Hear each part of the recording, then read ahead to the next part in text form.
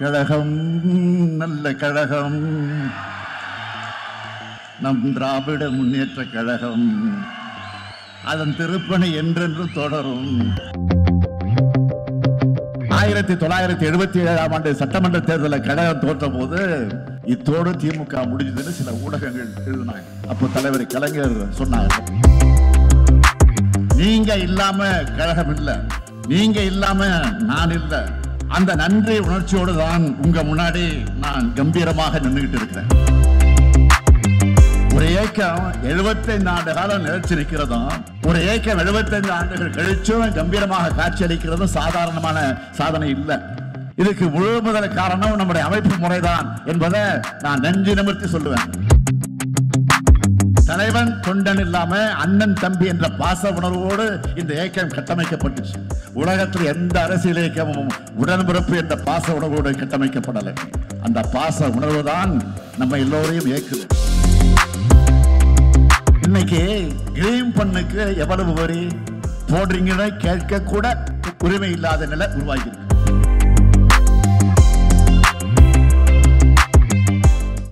கழகம் நல்ல கழகம், நம் திராவிட முன்னேற்ற கழகம். அதன் திருப்பணி என்றென்றும் தொடரும்.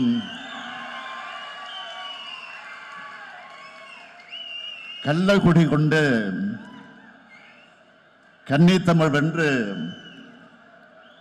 உள்ளம் குடிகொண்ட கழகம். வெல்லும் வாளுமின்றி வெல்லும் திறம் கொண்ட வெற்றி பலகண்ட கழகம். அன்று அறிஞர் வழியில் வந்த கழகம், பின்னர் கலைஞர் தலைமை தந்த கழகம். அன்று பிள்ளை நிலவான கழகம், இன்று பவள விழா காணும் கழகம். கழகம் நல்ல கழகம், திராவிட முன்னேற்ற கழகம். அந்த திருப்பணி என்றும் தொடரும். இப்படி என்னை தலை நிமிர்ந்து முழங்க வச்ச திராவிட முன்னேற்ற கழகத்தோட தீரர்கள் அனைவரும் வாழும் திசையை நோக்கி வணங்குகிறேன்.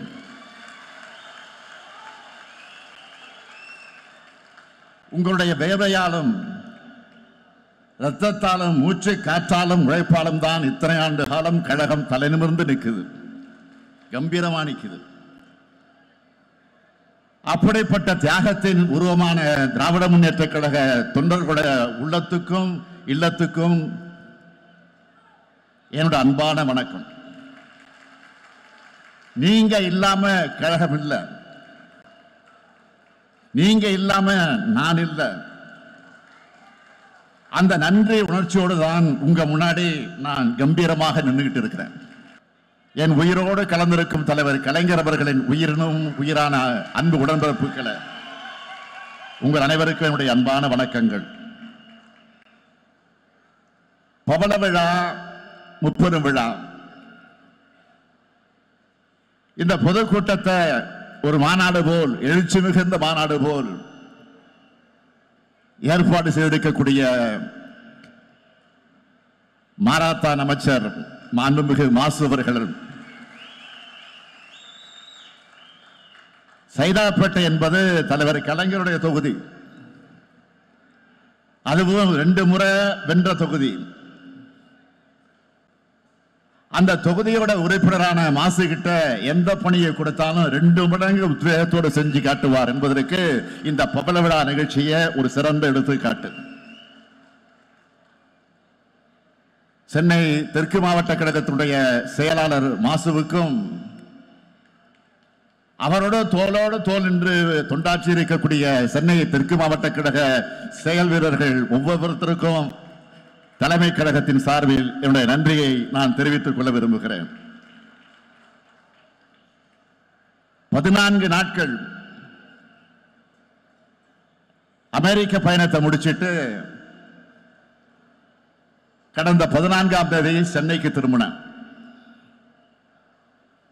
தொழில் முதலீடுகளை ஈர்ப்பதற்காக நானும் தம்பி டிஆர்பி ராஜா அவர்களும் அமெரிக்காவுக்கு சென்றோம். சென்றோம்னு சொல்றதை விட வென்றோம்னு தான் சொல்லணும். பல்லாயிரம் கோடி ரூபாய்க்கான முதலீடுகளும் பல்லாயிரக்கணக்கான வேலை வாய்ப்புகளும் கிடைக்க இருக்கு. அதை எண்ணி அடைந்த மகிழ்ச்சிக்கு எனக்கு அளவே கிடையாது. அதே போல எனக்கு அமெரிக்க வாழ் தமிழர்கள் கொடுத்த வரவேற்பு என்பது இந்தியாவின் மற்ற மாநில மக்களும் சோசியல் மீடியாவில் வியந்து பேசுற அளவுக்கு ரீச் ஆச்சு. அதுக்கு காரணம் நாம என்னைக்கு மக்களோட மக்களா இருக்கும். 1956ஆம் ஆண்டு 1966ஆம் ஆண்டு என்னோட 13 வயசுல கோபாலபுரம் இளைஞர் திமுகவை தொடங்கி 53 ஆண்டு காலம் இயக்கத்துக்கும் தமிழ்நாட்டுக்கும் உழைச்ச உழைப்புக்கான அங்கீகாரம் தான் இன்று பவளவிழா காணக்கூடிய திராவிட முன்னேற்ற கழகத்திற்கு நான் தலைவரா இருக்கிறது. கருப்பு சிவப்பு கொடியும் உடன்பிறப்புகளோட அரவணைப்பும் தலைவர் கலைஞருடைய வழிகாட்டுதல் தான் என்னை இந்த அளவுக்கு உயர்த்தி இருக்கு. திராவிட முன்னேற்ற கழகத்தோட தலைவர் என்ற தகுதி எனக்கு வழங்கினவங்க கழக உடன்பிறப்புகளான நீங்க தான். தமிழ்நாட்டோட முதலமைச்சர் என்ற மாபெரும் தகுதியை வழங்கினவங்க தமிழ்நாட்டு மக்கள். கழகமும் தமிழ்நாடும் என்னோட இரு கண்கள்னு நான் செயல்பட்டு வர்ற இந்த நேரத்தில் கழகத்தினுடைய பவளவிழாவை கொண்டாடுறது எனக்கு கிடைச்ச பெருமையாக, என்னுடைய வாழ்நாள் கிடைத்திருக்கக்கூடிய பெருமையாக நான் கருதுகிறேன். ஆண்டுதோறும் செப்டம்பர் மாதத்தில் திராவிட மாதமாகவே நாம் கொண்டாடிக்கிட்டு வரோம். பகுத்தறிவு புகழவன் தந்தை பெரியார் பிறந்த நாள், பேரறிஞர் பிறந்தகை அண்ணா பிறந்த நாள், அறிவியக்கமாம் திராவிட முன்னேற்ற கழகம் உதயமான நாள் ஆகிய மூன்றையும் இணைச்சு முப்பெரு விழாவாக தலைவர் கலைஞர் அவர்கள் கொண்டாட தொடங்கினார். இந்த விழாவுக்கு மகுடம் வைத்தார் போல கழகத்தோட தீரர்களுக்கு விருதுகளை வழங்கி சிறப்பிப்பார். பவள விழா ஆண்டான இந்த ஆண்டு முதல் என்னுடைய பேரிலான விருது 6வதாக சேர்க்கப்பட்டிருக்கு. 6வது முறையா கழக ஆட்சியை நான் அமர்த்தின என்பதற்காக இது வழங்கப்பட்டிருக்கான்னு எனக்கு தெரியல. விருதுகள் பெறக்கூடிய ஒவ்வொருத்தருக்கும் என்னுடைய பாராட்டுக்களை தெரிவிக்கிற அதே நேரத்தில் ஒவ்வொருவரும் ஒவ்வொரு வகையில பெருமைக்குரியவர்கள். தந்தை பெரியார் விருத திருமிகு பாப்பம்மாள் பெற்றிருக்கிறார். அவர் உடல்நிலை காரணமாக அவரால் வர முடியல என்றாலும் அவருடைய சார்பில் அவருடைய குடும்பத்தை சார்ந்த ஒருத்தர் அந்த விருதை பெற்றிருக்கிறார். பெரியாருக்கு பெரியார் என்ற பட்டத்தை வழங்கினவங்களே பெண்கள் தான். அந்த வகையில ஒரு பெண் பெறுவது மிக மிக பொருத்தமானது. கழகம் தொடங்கப்பட்ட காலத்திலிருந்து கழகத்தில் தொண்டரா சேர்ந்து கழக நடத்தின எல்லா போராட்டங்களையும் பங்கெடுத்து 108 வயசுலேயே கழகத்துடைய அடையாளமா மட்டும் இல்ல, ஒட்டுமொத்த தமிழ்நாட்டுடைய அடையாளமாக திருமிகு பாப்பம்மாள் அவர்கள் விளங்குகிறார். அடுத்து பேரறிஞர் அண்ணா பெயரிலான விருதயம் அறந்தாங்கி மிசா ராமநாதன் அவர்கள் பெற்றிருக்கிறார்கள். மாணவர்களை இணைச்சு 1964 கழகத்துக்கான தன்னோட தொண்டை தொடங்கினார் நம்முடைய ராமநாதன் அவர்கள். மொழிப்போர்ல கலந்துகிட்டார். 1976ஆம் ஆண்டு மிசா கைதியாக ஓராண்டு காலம் சிறையில் இருந்ததோடு கழகத்தோட எல்லா போராட்டங்களையும் பங்கெடுத்து தியாகத்தோட அடையாளம் தான் நம்முடைய ராமநாதன் அவர்கள். தலைவர் கலைஞர் பெயரிலான விருதை தலைவர் கலைஞர் அவர்களால் ஆழ்வார் என்றும் என்னால் திராவிட ஆழ்வார் என்றும் அழைக்கப்படக்கூடிய நம்முடைய ஜெகத்ரட்சகன் அவர்கள் பெற்றிருக்கிறார். இதயத்தோட ஒரு பக்கத்தை கலைஞருக்கு, இன்னொரு பக்கத்தை ஆழ்வார்களுக்கு அர்ப்பணிச்சவர் நம்ம ஜெகத்ரட்சகன் அவர்கள். பள்ளி காலத்தில் இந்திய எதிர்ப்பு போரில் பங்கெடுத்தவர். கல்லூரி காலத்தில் பெரியாரை சந்திச்ச காரணத்தினால கல்லூரியிலிருந்து டிஸ்மிஸ் செய்யப்பட்டவர். அதனாலதான் இத்தனை கல்லூரிகளை பல்கலைக்கழகங்களை ஜெகத் தொடங்கினாரா என்பது நமக்கு சந்தேகமா இருக்கு. கல்வி நிலையங்கள், இலக்கிய பணிகள் எது இருந்தாலும் அரசியலையே முழு மூச்சா கொண்டு கலைஞரே சரணம்னு பணியாற்றும் கலைஞருடைய பக்தர் இவர். எத்தனையோ சோதனைகள், மிரட்டல்கள், நெருக்கடிகள் அவருக்கு வந்துச்சு, இன்னும் வந்துகிட்டு இருக்கு. ஆனா அச்சம் இல்லாமல் யாரோடும் சமரசமாகாம கழகமே துணைனை கம்பீரமாக செயல்படக்கூடியவர் நம்முடைய ஜெகத்ரட்சகன் அவர்கள். அதனால அவருக்கு கலைஞர் விருது வழங்கப்பட்டிருக்கு. அடுத்து பாவேந்தர் பாரதிதாசன் விருது கவிஞர் தமிழ்தாசன் அவர்கள் பெற்றிருக்கிறார். மொழி போராட்டத்தில் பங்கெடுத்ததுக்காக பள்ளி மாணவராக கைது செய்யப்பட்டவர். பள்ளியில படிக்கும் போது மரபு கவிதைகளை எழுதுற அளவுக்கு திறன் அவருக்கு இருந்துச்சு. உணர்ச்சி மிக்க கவிதைகளை தீட்டி வரக்கூடியவர். இது எல்லாத்தையும் விட தொலைக்காட்சி விவாதங்கள்ல சிங்கமன சீறி கழகத்தோட கொள்கைகளை, நிலைப்பாடுகளை நிலைநிறுத்துவார்.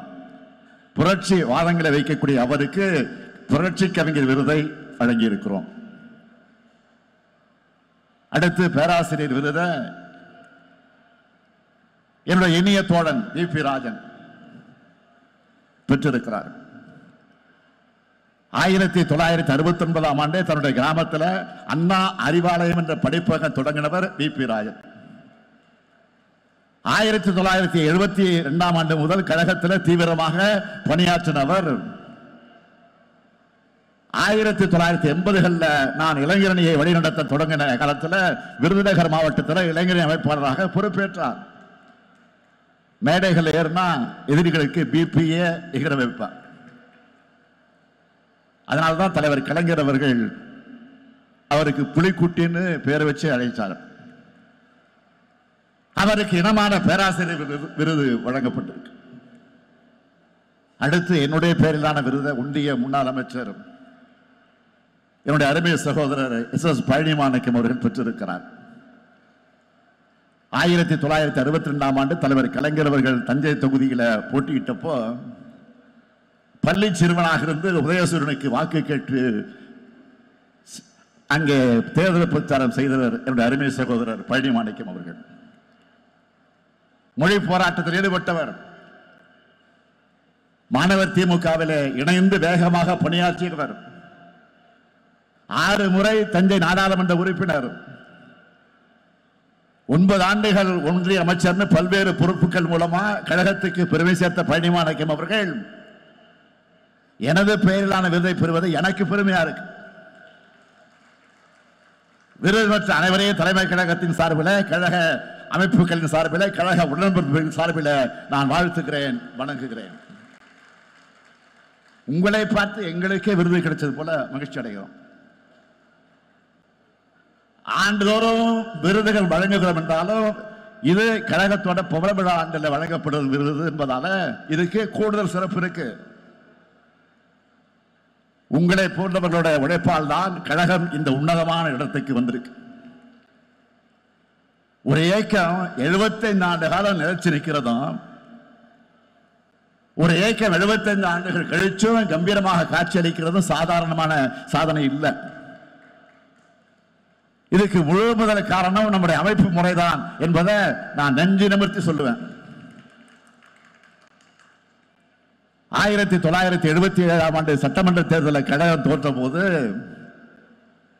இத்தோடு திமுக முடிஞ்சதுன்னு சில ஊடகங்கள் எழுதினாங்க.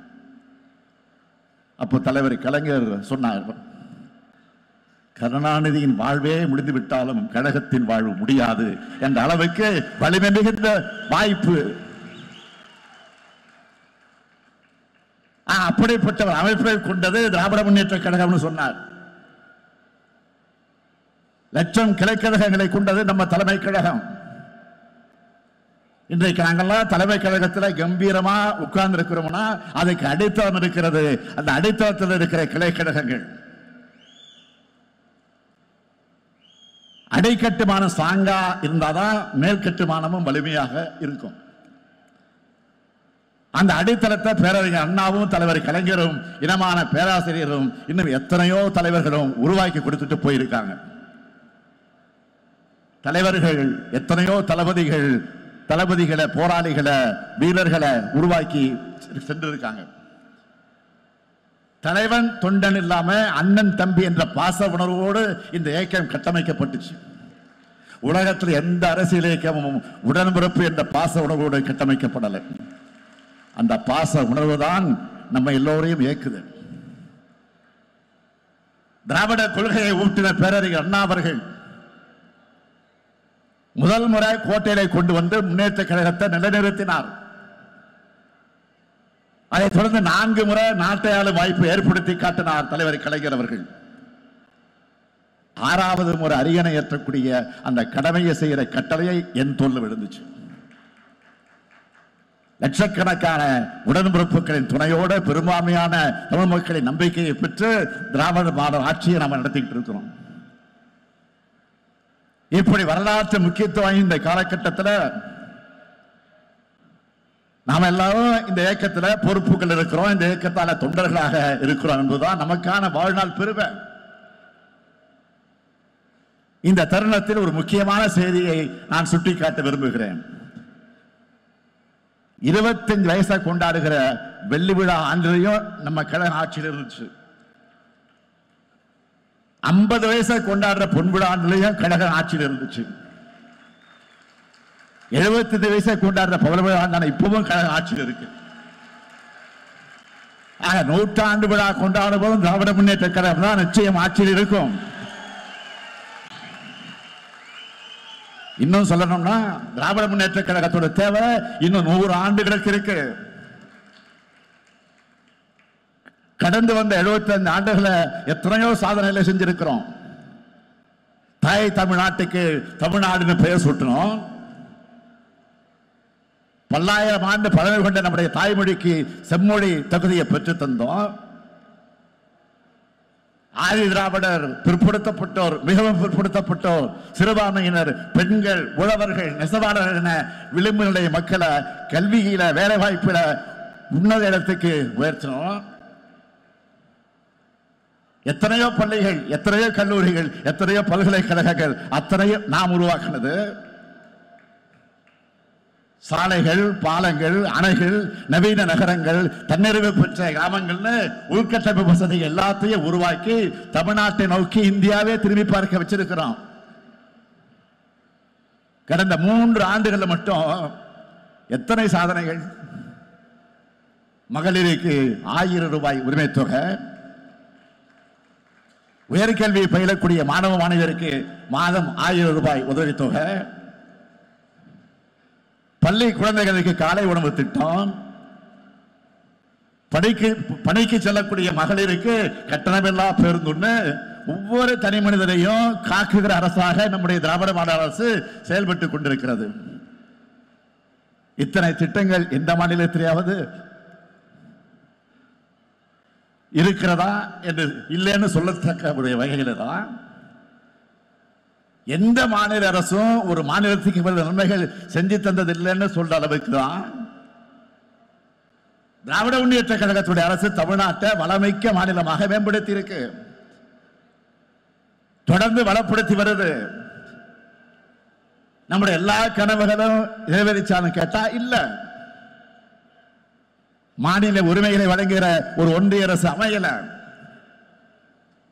நிதி உரிமை உள்ளிட்ட கோரிக்கைகளுக்கு இன்னமும் நாம் போராட வேண்டிய நிலையில் தான் இருக்கிறோம். இப்படிப்பட்ட ஏராளமான நெருக்கடிகளுக்கு இடையில தான் தமிழ்நாட்டை எல்லா விதத்திலையும் முன்னேற்ற ஒற்றை இலக்கோடு திராவிட முன்னேற்ற கழக அரசு செயல்பட்டு வருது. பேரறிஞர் அண்ணாவும் தலைவர் கலைஞரும் வலியுறுத்தின மாநில சுயாட்சி கொள்கை என்பது நம்மோட உயிர்நாடை கொள்கையில ஒன்று. தலைவர் கலைஞர் எளிமையா சொன்னார், நம்ம கோட்டையில் இருந்தாலும் அங்க இருக்கக்கூடிய புல்ல வெட்ட கூட உரிமை இல்லை, அதுக்கு மேல அனுமதி வாங்கணும். இன்னைக்கு கிரீன் பண்ணுக்கு எவ்வளவு வரி போடுறீங்கன்னு கேட்க கூட உரிமை இல்லாத நிலை உருவாகி இருக்கு. இந்த சூழல்ல மாநில சுயாட்சி வென்றெடுப்பதற்கான ஒரு அறிவிப்பு தான் இந்த புகழ விழா செய்தியாக நான் சொல்ல விரும்புகிறேன். குறைவான அந்த நிதிவளத்தை கொண்டு நம்மால இவ்வளவு சாதனைகளை செய்ய முடியுதுன்னா, முழுமையான நிதிவளம் கிடைச்சா தமிழ்நாட்டை எல்லாத்திலையும் சிறந்த மாநிலமா மாத்தி காட்ட நம்மால் முடியும். எல்லாம் எனவே இதையெல்லாம் அதிகாரமும் கொண்டவைகளாக மாநில அரசுகளை மாற்றுகிற வகையில அரசியலமைப்பு சட்டத்தில் திருத்தம் கொண்டு வர முயற்சிக்கும் சட்ட முன்னெடுப்புகளை திராவிட முன்னேற்ற கழகம் நிச்சயமாக உறுதியாக செய்யும். இந்தியாவில மாநில உரிமைகளுக்காக மாநில சுயாட்சி கொள்கைக்காக தொடர்ந்து குரல் கொடுத்து ஒரே இயக்கம் நம்முடைய திராவிட முன்னேற்ற கழகம் மட்டும்தான். ஏன்னா எப்பவும் நாம தான் மக்களோட மக்களா இருக்கோம், மக்களுக்கு உண்மையாக இருக்கிறோம்.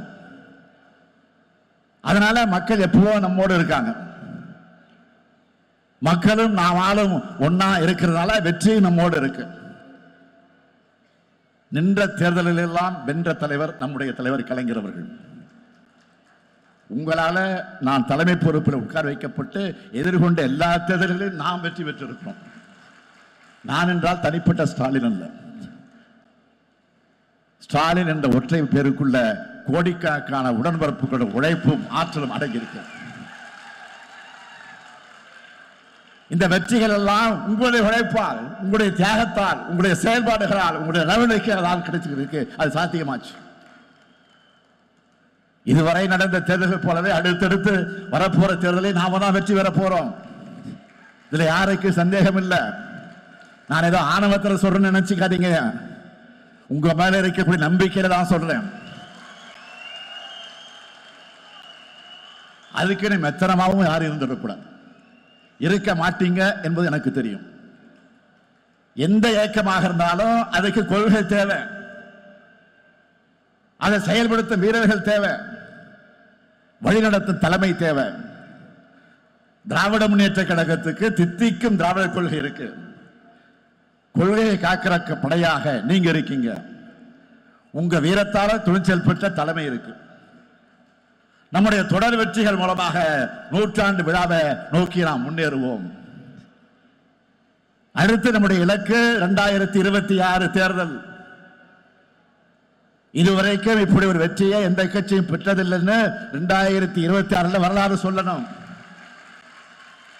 அந்த வரலாறு எழுதுவதற்கு நீங்க தயாரா? அந்த வரலாறை எழுதுறதுக்கு நீங்கள் தயாரா? இந்த உணர்வு வெற்றி சரிதமாக மாற வேண்டும். இந்த உணர்வு வெற்றி சரிதமாக மாற வேண்டும் என்கிற அந்த உறுதியை இந்த முப்பெரு விழாவில் உறுதியேற்போம், உறுதியேற்போம், உறுதியேற்போம். நன்றி, வணக்கம்.